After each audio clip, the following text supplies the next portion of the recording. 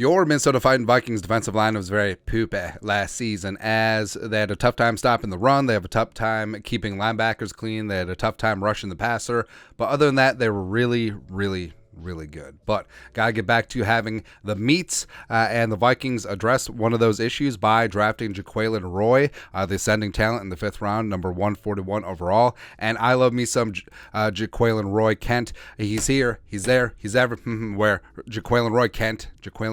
That's right. Where he was an absolute monster at LSU, a 1-year starter, and just really ascending. And I fully understand. Like, he didn't put up the mind-blowing stats that you would want. He wasn't a multi-year starter, basically a 1-year starter at nose tackle in Baton Rouge. And I understand he didn't test the grades. That's one of the reasons why he fell. But he can absolutely bring it. He's got that man-sized strength. He's got a great first step, and I think he's going to be a huge asset along the Vikings defensive line. But problem was that he had an undisclosed injury over the last couple of weeks, and has been keeping him out of practice, joint practice against the Titans. He hasn't played in the first 2 preseason games, but thankfully he's back and he's getting after it, man. Alec Lewis, the Athletic, tweeted out yesterday, rookie defensive tackle Jaquelin Roy is taking a notable number of snaps with some of the starters. Now, Roy has already been a overachiever, where he was working with the ones at OTAs, he was working with the first team at the start of training camp. So, the fact that a 5th round pick has come in and already taken the first team by storm,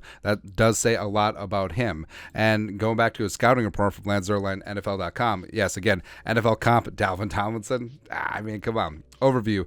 The more you watch, the more you like the way Roy plays the game. He's a little tight in his lower body, which prevents consistent gap leverage as a run defender, but he has outstanding upper body power and plays with unbridled energy. Roy has 1 gapping snap quickness and 2 gapping potential if he could become more consistent with taking on blocks. Despite limited starting experience at LSU, he already displayed signs of a rush plan and that athletic talent to execute it. Roy is an ascending talent with the potential to become a quality starter, and that's fantastic, man. And with Roy, I mean, he does have ample opportunity, where you got Kyrus Tonga in the middle. Again, a true one-tech nose tackle is very important in the Florida's defense. Harrison Phillips, again, freed up to play 3-tech, 4-tech, 5-tech, whatever tech. He's going to get out there. Dean Lowry adds some veteran stability in the mix as well.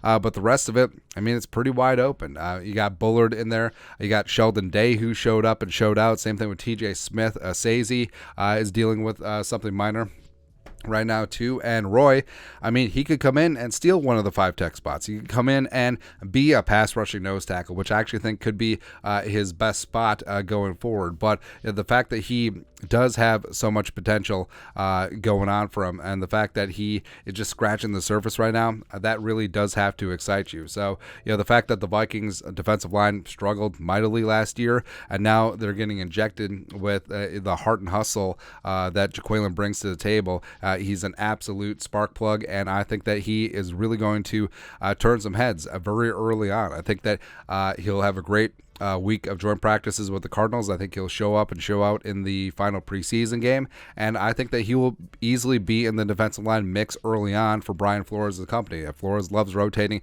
defensive linemen based on the situation, and I think Roy will be too damn good to keep off the field. I think eventually he'll be a full-time starter, and eventually he will hit that potential, and it's massive. He does have a massive ceiling, and I think that he was a huge steal in the 5th round, so it's great to see him back on the practice field and back into the mix. But your thoughts are thoughts. Jaquelin Roy back at Vikings practice and ready to go for the final week of training camp. Let us know your thoughts and our thoughts in the comment section below. Subscribe for daily Vikings takes. Want to support the work? Put a little something in the Venmo, but till next time, Skol. Production value.